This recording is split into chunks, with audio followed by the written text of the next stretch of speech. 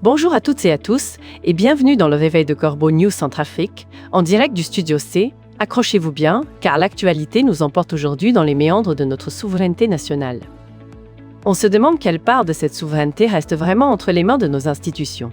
Pour décortiquer ce sujet explosif, je suis en compagnie de notre analyste politique Arsène Feïmonazoui. Arsène, le terrain est à toi.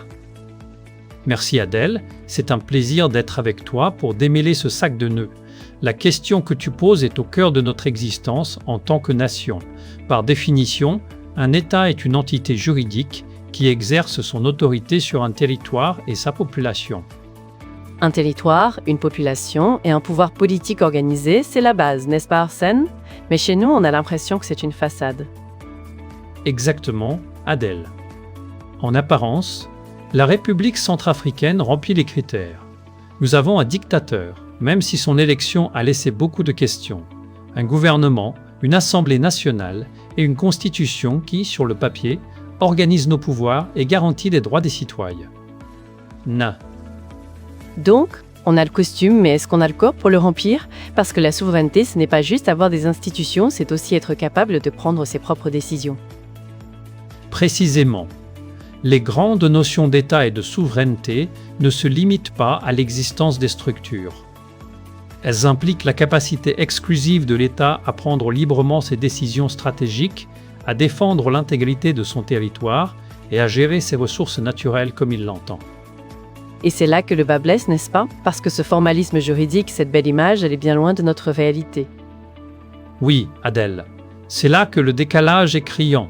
La réalité sociopolitique de notre pays est gérée par procuration, on peut le dire, par les mercenaires du groupe paramilitaire de Wagner.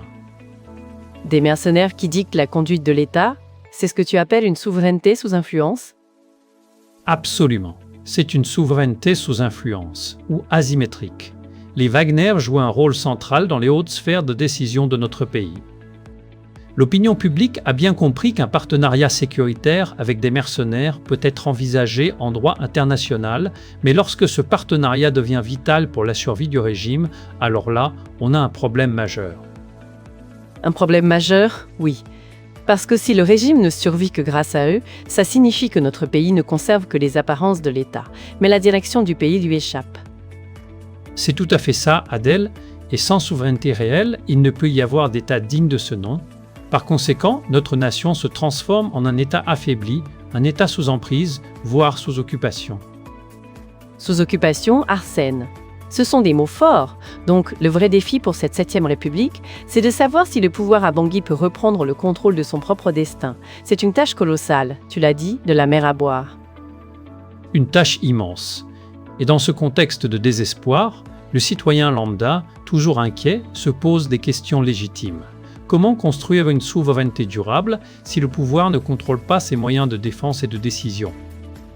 Excellente question, Arsène. Et pour aller plus loin, notre 7e République peut-elle encore être qualifiée de nation souveraine quand ses décisions stratégiques sont prises au détriment des aspirations du peuple? C'est la deuxième interrogation qui émerge, Adèle. Et au-delà du paradoxe, un État peut-il être juridiquement indépendant tout en laissant des mercenaires décider des choix et orientations stratégiques importants? C'est une contradiction flagrante. Et ces mercenaires de Wagner, Arsène, sont-ils des partenaires militaires cadrés par un accord ou sont-ils devenus des acteurs politiques au sommet de l'État? Qui tient les rênes, finalement? C'est la question fondamentale entre le pouvoir à Bangui et ses alliés qui détient véritablement les leviers stratégiques. Tout indique que le dictateur lui-même est conscient de la fin prochaine de son règne. Les signes d'un déclin s'accumulent et deviennent inquiétants. Les signes d'un déclin, c'est-à-dire que le pays agonise lentement malgré les tentatives de soins d'urgence? C'est exactement cela, Adèle. Et la seule issue à cette crise, selon beaucoup, serait une transition politique consensuelle sans l'actuel dictateur. Ce nouveau contrat social exige une nouvelle page de notre histoire, avec de nouvelles figures politiques et un projet de société qui répondent enfin aux attentes du peuple souverain. Un nouveau projet pour répondre aux aspirations du peuple, n'est-ce pas ce que propose le Rassemblement unitaire dans ses consultations citoyennes? Oui, c'est précisément ce que le Rassemblement unitaire a mis sur la table et nous invitons d'ailleurs nos auditeurs à y adhérer massivement. Nous voulons aussi, à travers cette antenne, Adressez un message de soutien républicain et patriotique à Dominique, Désiré et Renan, et à toutes celles et ceux qui sont injustement emprisonnés ou séquestrés pour leurs opinions ou leur vision politique novatrice. Un message important, Arsène, car dans une nation civilisée, on gère un peuple en lui rendant des comptes, en l'informant de ce qu'on fait et en expliquant la méthode. C'est le droit à l'information, Adèle. Le peuple a droit à des explications fiables, détaillées et crédibles. Pas seulement sur la légalité de la destruction des smartphones de lycéens qui auraient fraudé au bac 2026 par le ministre de l'Éducation nationale, une denrée rare pour nos jeunes, mais aussi sur la présence d'éléments Wagner arborant les tenues officielles de la police nationale avec tous les insignes de souveraineté. Ils procèdent illégalement à des missions de police judiciaire, fouillant les boutiques de particuliers soi-disant à la recherche de caches d'armes. C'est sidérant, Arsène. Les mercenaires font la police. Et pendant ce temps, la grande muette, l'armée nationale, reste silencieuse. C'est une institution qui est censée défendre les intérêts du peuple. C'est le silence radio, Adèle. Mais la population, tétanisée et anesthésiée, finira par se réveiller de son profond sommeil. Elle organisera la résistance et proclamera son besoin et son désir de liberté. Donc, les habitants de Limassa, et par extension tout le pays, lancent un signal d'alarme, le compte à rebours est lancé. La fin du règne de ce régime, bâti sur des mensonges et des manipulations, est imminente. Le message est clair, Adèle. À l'empereur Faustin, on dit « N'attendez pas les bruits de bottes, les sirènes des morts, la clameur de la rue pour admettre l'évidence. Le moment d'escalader les clôtures des ambassades est arrivé.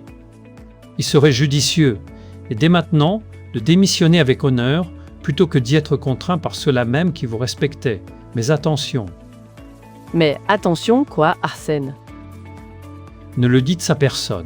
Et si on vous demande, même avec insistance, ne dites surtout pas que ça vient de moi depuis le royaume de Limassa.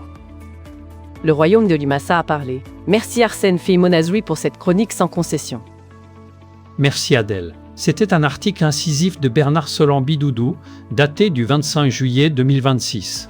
Pour contacter Corbeau News Centrafrique, nos numéros WhatsApp et téléphone sont le +136 75 72 18 21 ou le 76 64 115. À très bientôt, chers auditeurs.